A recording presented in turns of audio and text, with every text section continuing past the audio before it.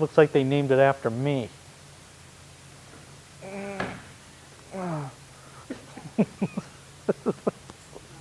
All right, turn the camera off.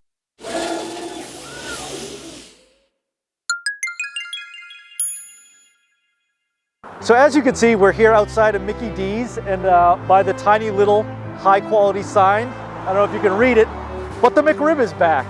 And I don't know if you're excited as I am, but I don't know, I am shaking, and it's not because it's freezing out. Well, it is freezing out, but I am super excited. And we were thinking back at the lab, how can we preserve this excitement, not just through the McRib season, but through our lifetime? So we have a couple ideas right now, and we're gonna go through the drive-thru and grab a couple McRibs, and we're gonna head back to the lab and see what we can do to really preserve the excitement through a lifetime of McRib. So let's go order some McRibs and get into a heated car. Let's talk about what we're trying to do with these McRibs. Yep. I think the idea was to get a McRib and freeze it in time. Okay. And by freeze it in time, I mean cast it in epoxy. Whoa. Just so I can have the McRib close to me anytime I want on my desk. All right, that sounds delicious. All right, let's do this. Let's get weird. Can I get 5 McRibs, and can I get 3 of those with no sauce on them, please? Dude, that's the most I've ever spent at McDonald's. How much was that? Guess how much? $30. $39. Oh, see, I'm telling you, it's getting expensive. It's getting luxurious over here. Well, I mean, if you order a McRib, you're 5-star in life. Good morning. We got 1 case left for the McRib, and then when that's gone, there's no more. Wait, did we just get like... There's 1 more case left.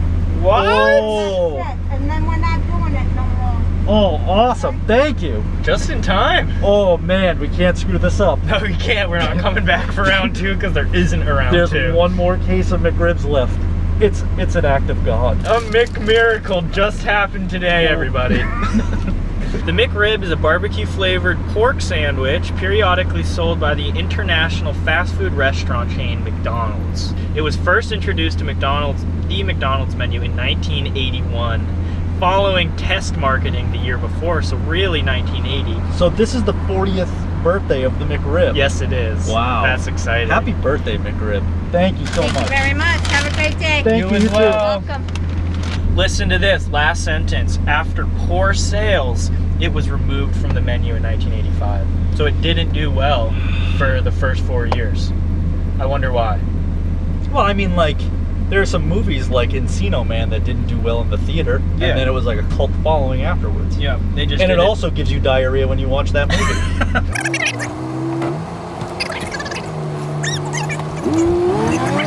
All right, so let's get to it. Let's break this down. This is the naked McRib. It's the same McRib, just with no sauce. With that being said, we need to make a box and then fill the box with the epoxy. So I need to take measurements of this McRib. Not a sentence I would think I was going to say today. Let's take some measurements here and give these to Jeff so then he can start cutting a box for me. All right, so we have about 3 inches wide. It's about 6 inches long. And about 2 inches high, so 3 by 2 by 6. I'm gonna give those measurements to Jeff, and he's gonna make an acrylic box for me. So let's send it to Jeff right now. So Graz and Andrew are working on something goofy over there. All I know is they needed a mold box. So they wanted to see through it, so we made a basic acrylic box, just 5 pieces, rectangles of acrylic, glued together with a little weld-on 3 and some hot glue to seal it up. Waxed on all but one side so you can at least see through on that one side. And here you go, guys. It smells a little funky over there, but have fun with it. Thank you, Jeff, for making this see-through McRib coffin. Now that this is made, we're gonna go take some thick set, fill it up about a 1/2 inch, and then put it in the pressure pot. While we wait on that, we're gonna focus on the McRib. We're gonna use some high-performance epoxy right here, coat every inch of this thing, and throw it in the oven. Now it's gonna be in there for a couple hours, so after that we have some special flair we're gonna do to it. But before we get ahead of ourselves, let's focus on filling this up right now.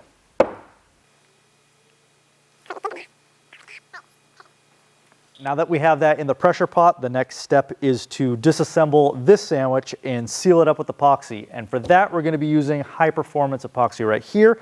So basically, I'm going to take the sandwich apart, pickles, onions, and meat, and then we're going to seal every last inch. And once we do that, we're going to go over to the oven and let that cure for 24 hours. So we'll see you tomorrow.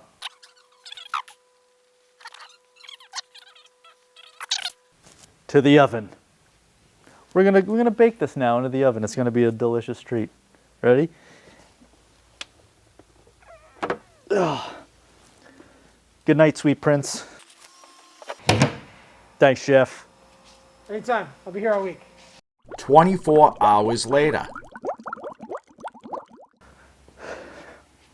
All right, so it's the next day. The couple steps that we're gonna do right now is check on the pressure pot and see how clear the casting of the epoxy is. And then after that, we're gonna go check on the oven to see if the McRib is cured and nice and hard. But right now, let's degas this pressure pot and see what we're cooking with. Ready? Get this audio right here.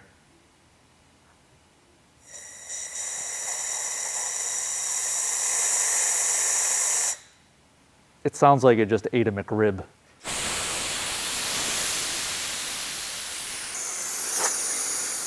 Oh no, there's no McRib smell in here. It's just epoxy. Ah. All right, let's open this up and see how it looks.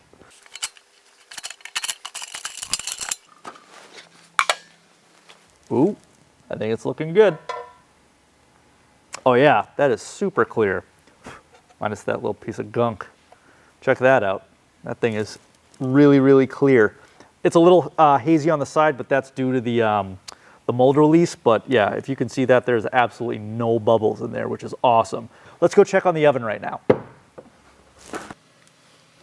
All right, now that this has been in the oven for 24 hours, we're gonna check on it. Hopefully it's hard as a rock, and then we can go to the next step, which is painting on the barbecue sauce via epoxy dyeing. But let's check how this came out. All right, you wanna, it still looks delicious. Let's see. That thing's hard as a rock. All right, you get this? That's pretty good. Here's the bread. I think we got something to work with here. So, this is so weird and so gross. So the next part is now we're going to make some barbecue sauce epoxy here, paint it up, look nice, and then kind of glue everything together. Come back here, cook it for like 20 minutes, half hour, and we'll pick it up from that point. Let's get sauce making. Here it is, fresh out of the oven, just like Mom used to make. This is fully stabilized. This is ridiculous. Andrew, come in and get some detail close-ups of this. As the chefs say, you eat with your eyes, and frankly, looking at this, my eyes have already thrown up. You always have to do the glove snap. Get the snap. You gotta get the glove snap. Boom. All right, right? This is the best part of epoxy, is the stirring part. I love the stirring. Stop dripping. That's probably good, right? I mean, I stirred the out of this stuff. All right, that's good. All right, move that over. Nah, I need that. Oh, fudge. I need more. I need a couple more sticks. Hold on, just keep it rolling.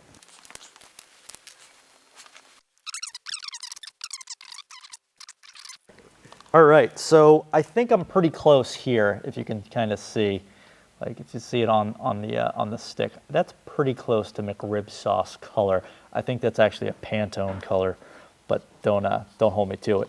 But right now, let's add some coffee grounds to really get the nature of the sauce, so you can kind of see what we're kind of going for. Like you can kind of see the dots in there that represent the pepper flakes. Man. McDonald's, if you need someone to like replicate your food, give me a call. I think we can talk. So I'm pretty happy with the color right now. So let's get to assembly and let's put some barbecue sauce on this thing and get it to movie spec. When I get a close up of this, this is really where the This is where we give the McRib some soul. If this doesn't make you want to eat lunch, I don't know what will. We want some of that sauce to ooze out of the side, right?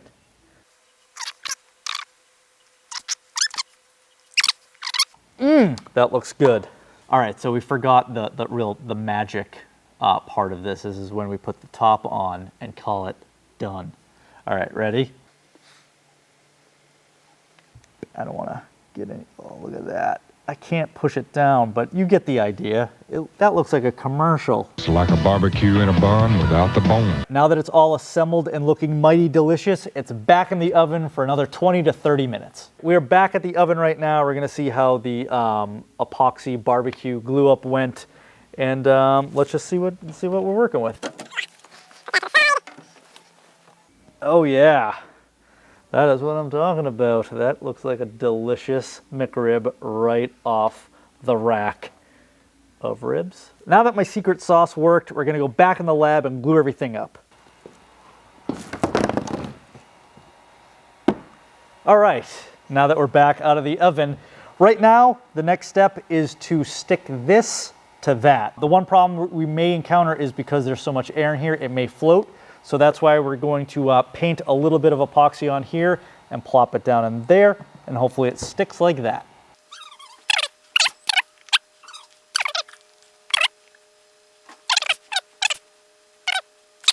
That is good here. I don't know if you can see, just a thin layer of epoxy. And now I'm just gonna place it on there and hopefully it sticks. Here we go. Bam, what you think about that? That's something you don't see every day, huh? Just a hardened McRib with epoxy all over it, sitting in a box that will then be filled with epoxy. Just another Tuesday at Narwhal Labs. It's Thursday. Just another Thursday at Narwhal Labs. Hey, and we're back. So the last glue up worked. That seems like it's pretty tight in there. So the next step is the first step of the last leg of glue up. So what the hell does that mean? I'll tell you. We are going to pour this thick set up to about halfway.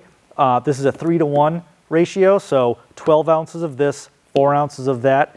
We mix. While I'm going to be mixing, there's going to be a lot of bubbles in there. So we're going to pour it in, and then we're going to put it into the pressure pot and then let it sit overnight. So with that explanation behind me, let's get to it. Oh no, there's like air bubbles underneath the... Oh wait, I don't have to worry about air bubbles. We're putting it in the pressure pot. So the next step is to put this in the pressure pot for 24 hours, and we'll check on it tomorrow. Hopefully it's going to be as clear as the first layer. And fingers crossed, I'll see you tomorrow with a different shirt on. 24 hours later. All right, we are back at it, day 3. I have a new flannel on. I'm feeling good. Let's see what we're working with in the pressure pot. Let me release the gas.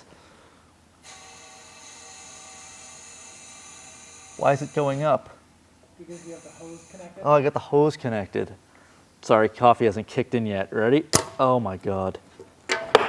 Here we go.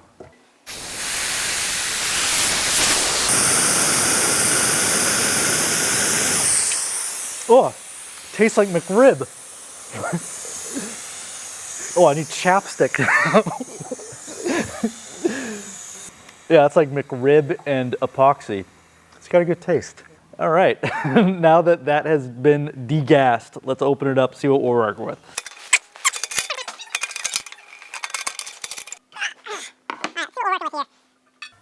And ba-bam, look at that. That looks pretty good. There's a couple air bubbles, as you can see here and there, but for the most part, it's pretty good. It's still in a pretty thick gel state, which is good for us. Now that we have all the epoxy mixed, I'm going to pour about a 1/4 inch right to about the bun, and at that point, I'm gonna try to articulate and move the epoxy around to try to actually get the air bubbles out of the bun now. So let's try that and hope for the best.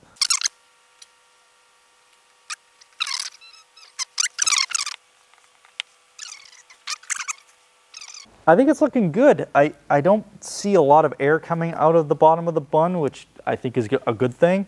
I think I'm gonna do another layer of pour right to about the top of the bun, and let's see what happens.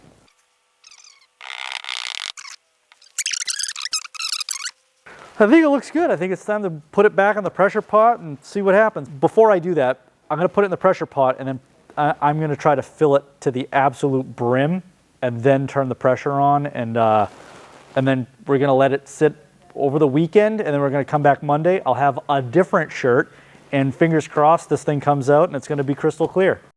A little later.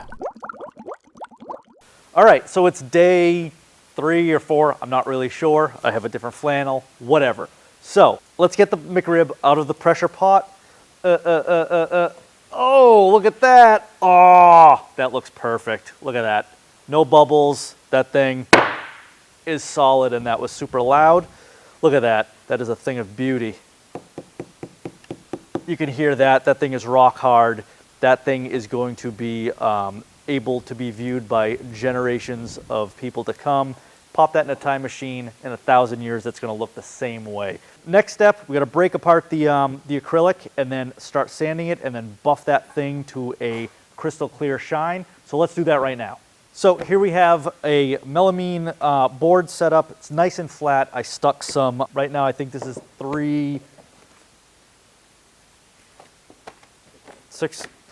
600 sandpaper here. I'm going to crack this open, and then I'm going to start sanding each side nice and square, and then I'm just going to work my way up to 1,000, and then after that we're going to hit it with some total shine and total buff, and hopefully, like I said before, it'll be crystal clear. So let's get cracking on the acrylic casket.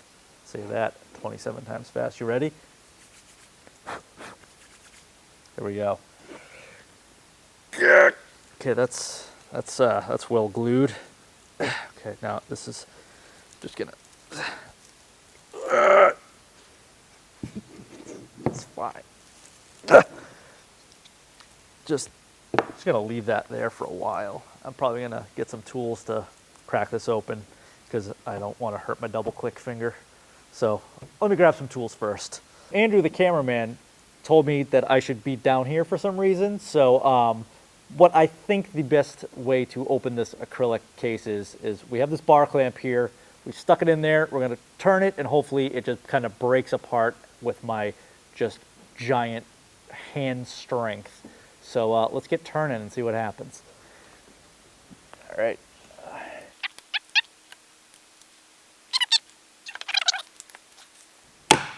Oh, we got one. All right, well, if one comes out, the other one won't. So let's see if we can just kind of.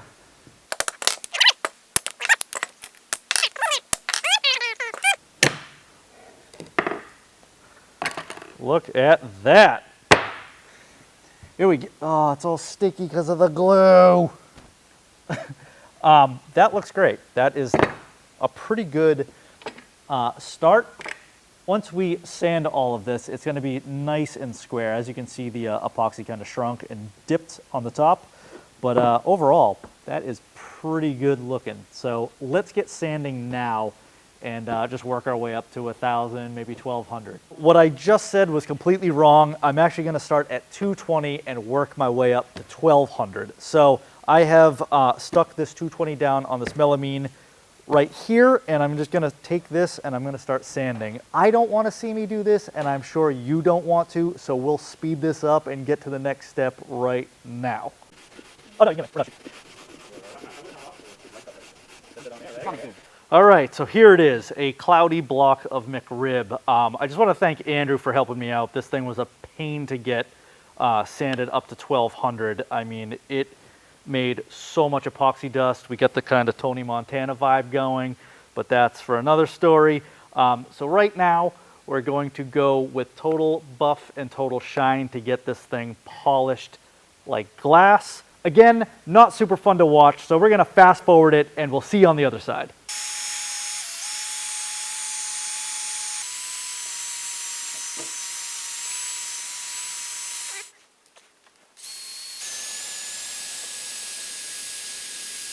There we have it, the McRib in its encased glory.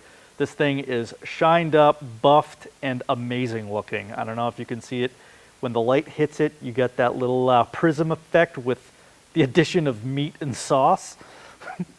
But anyway, if you guys are interested in winning this thing, check out the description below. All the information is going to be there. And we're going to pick a winner, and this may be on your desk in your near future. And now, let's roll to the beauty montage.